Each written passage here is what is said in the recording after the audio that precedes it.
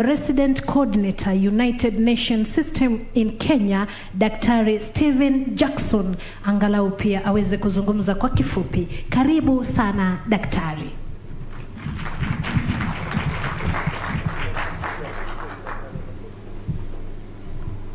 Mheshimiwa Rais wa Jamhuri ya Kenya, Uhuru Kenyatta. Mheshimiwa Mama wa Taifa la Kenya, Margaret Kenyatta.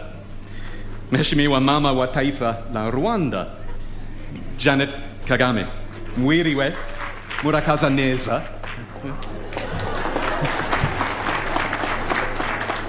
Waziri na dada yangu, Prof. Margaret Kobia. Waheshimiwa mawaziri, mabalozi, marafiki, na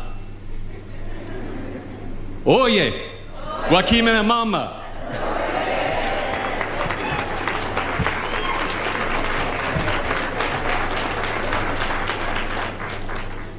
It's not finished. On behalf of the United Nations and Kenya's international partners, Mheshimiwa Rais, nina heshima kubwa kuadhimisha siku ya kimataifa ya wanawake pamoja nanyi leo. Mheshimiwa Rais, asante sana for your leadership on gender equality in Kenya, Africa, and around the world. Your government has helped to turn Kenya's progressive 2010 constitution into real change for Kenya's women and girls. And you have proven tirelessly committed to ending gender-based violence and female genital mutilation, leveraging your global leadership within generation equality.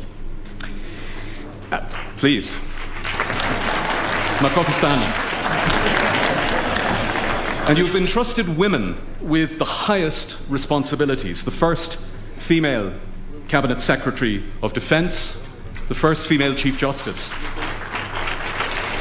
So as your presidency draws to its foreseen constitutional close, please know that the United Nations will continue to call on your international leadership for gender.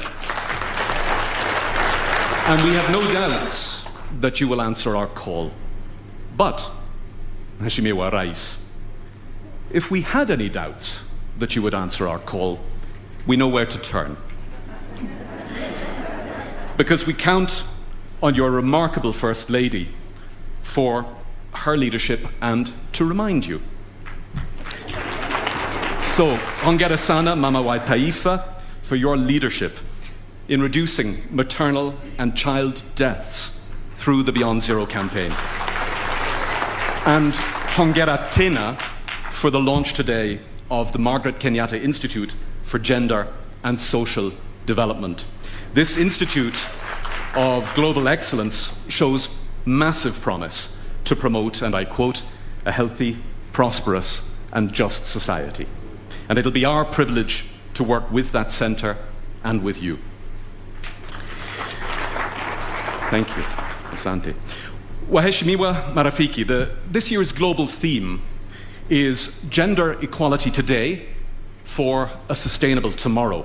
And Kenya's proud daughter, Wangari Maathai, said, and I quote, African women need to know that it's okay for them to be the way they are, to see the way they are as a strength, and to be liberated from fear and silence. And throughout her life, Wangari Maathai drew the tight connections between gender equality and combating environmental damage.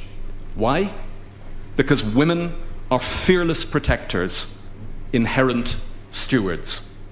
And just a few days ago, on Wangari Maathai Day, the 3rd of March, I stood proudly beside another global steward, the United Nations Deputy Secretary General, Amina Mohammed, who sends many greetings on this day, as she encouraged girls and some boys from Kawangware Primary School who regularly clean up a stretch of the polluted Athi River. Now, as Mary Robinson an equally proud daughter of my homeland, Ireland, famously said, "If we took away barriers to women's leadership, we would solve the climate change problem a lot faster." Mheshimiwa Rais, the climate emergency is deeply exacerbating gender inequality, but conversely and crucially, promoting gender equality greatly strengthens our chances of ending that climate emergency. So how is UN Kenya, UN Women, and the whole UN family in Kenya helping you and your government reach equality for women and girls? First, we're working to empower women socially and economically. Difficulties in accessing services, gender-based violence and poverty fuel and aggravate higher rates of inequality in a vicious circle. In just one example, you and I were together just last year in Nakuru, Mheshimiwa Rais, to mark World AIDS Day together. And we underlined that gender inequality is a key driver of the AIDS pandemic and vice versa. And that's why we're bringing joined-up leadership and support to bear on the twinned fights for gender equality and eradicating HIV. And that's why we've recently mobilized $7 million to launch the world's first development impact bond for adolescent sexual and reproductive health right here in Kenya. Perhaps I'll be able to invite you to launch that with me, Excellency. Second, we're adding our strengths to your push to end violence against women and girls through your 12 key commitments that you made and unveiled right here last year. But, Mheshimiwa Rais, in the last few days, I'm sadly certain we've all seen the viral and truly nightmarish video of a sexual assault in broad daylight against a young woman driver on Forest Road. That attack, we all share the view, was vile, repugnant, unacceptable, and we condemn it absolutely together. But it was a brutally graphic reminder of just how far we still all have to go to protect the dignity, the rights, and the personhood of all women and girls in Kenya. Third, we're helping you, Mr. President, advance women's public leadership and participation. Just yesterday, I was alongside the African Women Leaders Network in Kenya, Waziri Margaret Kobia and Daktari Jennifer Riria, to launch two important new initiatives together. The first supports and hopes to protect women going forward to the elections in August, because unacceptably, women candidates and women voters remain particular targets of electorally based gender violence. We must fight this together.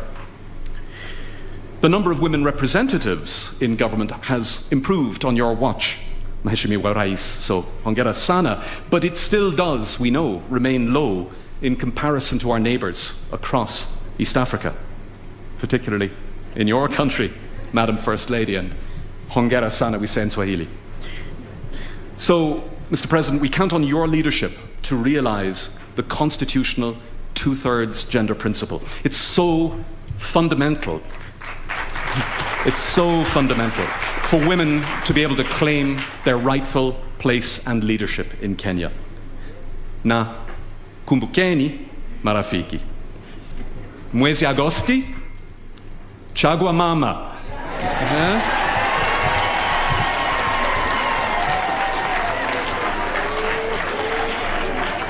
The second initiative that we launched is a powerful new national women's mediation network, and that will bring a strong new instrument to reinforce Kenya's already robust national peace infrastructure. Women in Kenya have always driven peace building and peacemaking. This new network, along with a national mediation team soon to be launched, and the new Uwiano strategy that we launched together this morning, all put women front and centre as August approaches, because women's leadership can ensure uchaguzi bila noma. Mheshimiwa Rais, I know we can count on your passionate support to all of these crucial peace-building initiatives, and you can count on the United Nations. We cannot leave women and girls behind in Kenya, or Kenya herself will be left behind. When we met last year, during the Deputy Secretary General's last visit, I had the honour to present to you the United Nations' new UN Kenya Leave No One Behind analysis. And because of what it told us very, very clearly, we're building our new UN Kenya support envelope for the next 4 years centrally around that focus on women and girls. So, you'll be relieved to hear I'm finishing. Mheshimiwa Rais, marafiki, let me end by calling on and encouraging all the women of Kenya to use their power, their networks, and their innovation to lead us in 2022 and going forwards. Please help your communities combat and adapt to the ravages of the climate emergency, and please also lead us to prevent violence in your communities so that Kenya, once again, provides a model to Africa and the world of uchaguzi bila noma. Heri ya siku ya kimataifa ya wanawake. Asanteni sana.